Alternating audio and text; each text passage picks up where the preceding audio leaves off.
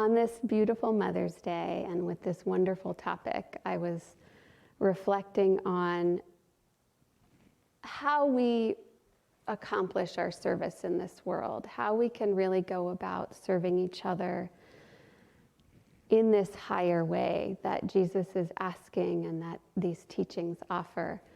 And I was inspired upon sort of reflecting on, well, who has done things in this world that really give me a sense of awe?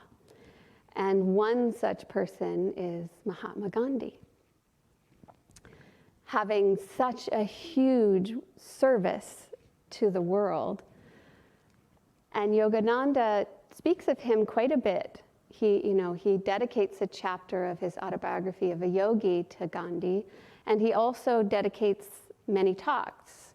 And if you've had the chance to visit Lake Shrine down in Southern California, there is even a shrine to Mahatma Gandhi with some of his ashes at the Lake Shrine that you can visit. So he deeply honored and valued Gandhi as a beacon of service to the world. And in his talk that I was reviewing, thinking about, all right, well, what did Yogananda say? Why was Gandhi's service so exceptional? And he said so clearly that his service was driven at its heart and always by his service to God. He was an incredible, disciplined disciple of his path. He had his daily practices, he had a day a week of silence. And Yogananda shares that he was so dedicated to that practice, which is part of his path, that he, upon being arrested on his day of silence, maintained his silence and wrote down on a little piece of paper to his family what he needed to have done that day. He was just one-pointed in that dedication.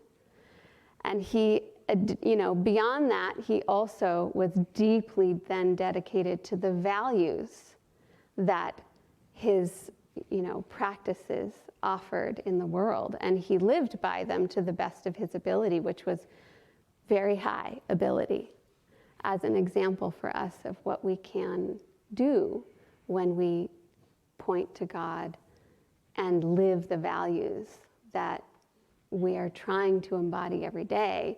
We're able to harness huge power to accomplish great things. I then went back to Martha and Mary and had to sort of smile to myself, because here's Martha doing what I personally, and presumably many of us have experienced, where we fall into the weight, the heaviness of something rather simple, like I'm cooking for my family, and it's so much work. And it's so easy to become myopic in whatever it is we're trying to accomplish and lose that sense of center and that service. I'm serving, in this case, she's serving her guru a meal, but she can still get lost in the littleness of activity, the busyness, really. It's not little. Every activity can be divine and big. It doesn't have to be, overcoming the greatest imperialist circumstance of the world to count. Feeding your family is an accomplishment sometimes, but just that we can get so caught in that the weight of whatever it is that's on our plate. Thinking also about Gandhi's life, Yogananda talks about when he harnessed all that power of God that he developed in his life, his weapons to overcome the challenge were love and peaceful resistance. And that too feels quite applicable on a lot of levels in our lives. Love and peaceful resistance. Certainly not every circumstance, but the challenges that we face. So I was thinking about, how to draw it down. All right, in my life, there are some moments as a parent where you may be faced with somebody one of your kids who has strong will in a certain direction, and it's conflict, and as parent that isn't the right direction. Love and peaceful resistance. So it's keeping that open heart and gently moving it in another direction. It comes all the way down. It also does in other circumstances in our lives, that love and that peaceful resistance. But to have the power to do that, it serves us best if we can focus first on God, on our daily disciplines, and all living the morals, living the values that we hold dear. Unity, kindness, calmness. Yogananda talks about the 8 aspects of God: power, but also love and peace. And really learning to integrate all of that into our activity is the answer to making our service so powerful, even in the most simple things, and also successful. I'm the Martha speaker this morning, but Badri's also going to share some wisdom, perhaps a little more on Mary. But, I wanted to just end with the quote. Now, this is kind of funny. A few years ago, I was working in Ananda Village at the Sangha there. And we had a huge campaign, which was very meaningful. And the campaign was, "Be the change you wish to see in the world." So there's a lot of researchers in the Ananda world.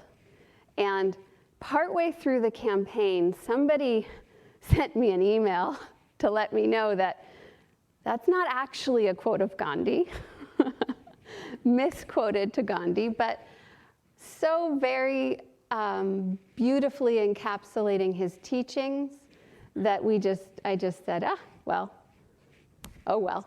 It's still a powerful quote, and we will use it. And I thought to just leave us with that thought when we are trying to be of service in this world, when we're falling into our Martha selves, that we come back to be that change, that we come back to our center. And the practices that we have are all about awareness.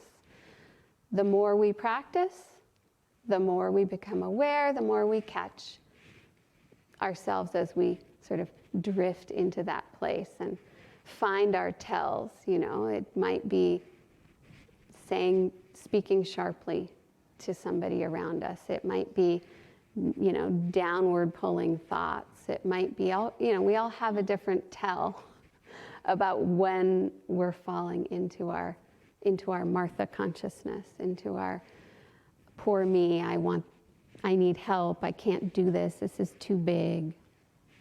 And that's when we have the opportunity to take a breath and come back to our center and say, okay, well, for at times it's, I'm going to make God the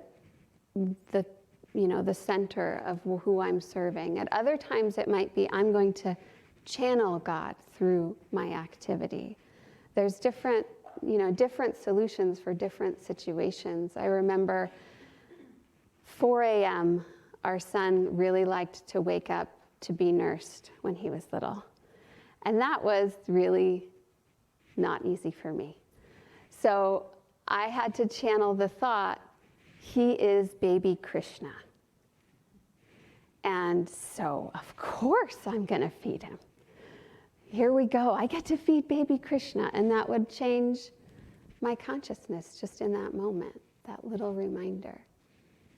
So that's our invitation, is find the little reminder that snaps you out of Martha consciousness and brings you back into that open service. And, you know, whether it's a big thing that we fail at, we can't accomplish the thing maybe it's too big for us, fine. As long as we're doing it for God, we're doing our best, we can give the rest away. It's the outcome is not what matters. As the reading says, we don't take that with us. Our actions, you know, our activities, what we create doesn't come with us. Only our consciousness moves with us from life to life, and that's what we're ultimately responsible for. We do our best, we raise our energy, and then what comes of it comes.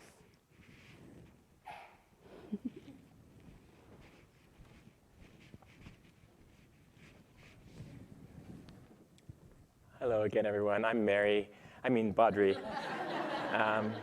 Gita's quote about, or misquote about Gandhi also reminded me of a quote this morning on the internet. Don't believe everything you read on the internet, by Abraham Lincoln. So he said that a long time ago. You know, in 2010, I was thinking of this really important little exchange that happened with Swami Kriyananda, founder of Ananda. He was sitting at the breakfast table in India with Nai Swami Jyotish, Nai Swami Devi, then and present spiritual directors of Ananda worldwide. And they were chatting, and a hallmark of, you know, Ananda has always been, in this case, casual, you know, friendship and connection, but also deep spiritual connection. And as they were sitting there chatting, Devi was inspired to ask the question, you know, Swami, we've been at this for a very long time. How do we really, truly advance? How do we get there on the path of self-realization? And Swami was eating his breakfast, and he paused, and he said, the whole of the spiritual path is overcoming the ego by deeper, longer meditation, and by seeing God as the doer in everything. And he took a bite of his breakfast, okay? Casual but deep. So if there's a secret to right action, this is it. Overcoming the ego and seeing God as the doer in everything. And I also wanted to wish us all, of course, a happy Mother's Day. And as we honor the Divine Mother, you know, in everyone, not only in mothers who are so special to all of us in many forms, but as Yogananda, when he was a boy, lost his own mother who was so, so dear to him. He was heartbroken, you know, and after great suffering and heartache, he was visited by the Divine Mother, by the Cosmic Mother. And she said those precious words, "It is I who have watched over you, life after life, in the form of many mothers with her tenderness." And that's the truth of the Divine Mother. And this could also be said to be the secret of right action, today's topic, that the Divine Mother's love is what's needed in the world today, that in our actions, as we feel that God is the doer, that we feel every act of kindness, every positive thought and intention is a channel for the Divine Mother's love. And that's the secret of right action and what's needed in the world today. And let's put aside for the moment the Martha and Mary story and the secret of right action and ask, what is right action? Because as it says in this very story, it could well have been that Jesus told Mary to get up and help serve. So it's not only that Martha was right and Mary was wrong, but that each of us in our lives come to many crossroads and have to ask ourselves, what is right in this situation? And we know from our own personal experience and the world around us that it's never black and white, that we turn left or right or go straight or step back, that it requires our intuition, that it requires our ability to perceive in a given scenario what is truly right here. And what is right for me may not be right for you. You know, it requires that, as Gita was saying, we develop our own sense of centeredness, raising our energy and tuning in to what is right in the world. And one very good barometer for what is right is, are my actions bringing harmony? Is there a sense of harmony as I'm acting, as a result of my actions. And this is not a small thing that we can tune into and consciously bring harmony into our activities, into our lives. I was very inspired recently, as some of you probably were too, that this new pope was elected, and it's never been something I've been particularly interested in, but that 1.5 billion people, would follow a very inspiring predecessor, and now an American man, which is of little importance of itself. But from what little I know about him, that he served in Peru, as some of you know, in a remote area, not just for a year or two mission, but for over 20 years, that this man dedicated his life to serving the poor, to nutrition, to disease, to rural communities in a place where there's a great need. And it can be any religion or no religion, but this is an act of divine service, of right action, of bringing harmony, of bringing love of the Divine Mother into this world.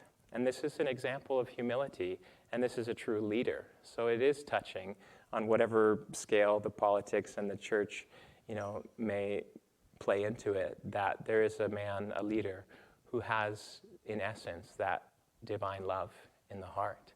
And this is, for each of us, how we can live our lives as well. Of course, through deeper, longer meditation, as Swami said, overcoming the ego, but by feeling that the Divine Mother is acting through us consciously in activity, in our relationships to one another, in whatever life circumstances we have before us. And so this is, as I said, really the secret of right action, that the Divine Mother is what is needed most in the world today. It is what Paramahansa Yogananda brought as the many aspects of God that we can relate to most dearly, again, through the Divine Mother, through that loving tenderness. And so, finally, it's important that we remember that no act of service is so small that it is not great in the eyes of God, and that every kindness, as I said, every smile, every interaction with one another is great in the eyes of God. That is, it says in the Bhagavad Gita, that even to pick up a leaf and offer it in our hearts to God is an act of divine service, of devotion. And so, not to get lost in the lofty thought of self-realization as some far-off reality, but that ever-present in our hearts, the secret of right action is love for God, is remembering that the Divine Mother, above all, is who we are serving, and one another is who resides in our own heart, and that by connecting with her and seeing her everywhere, that we can draw closer to her. God bless you.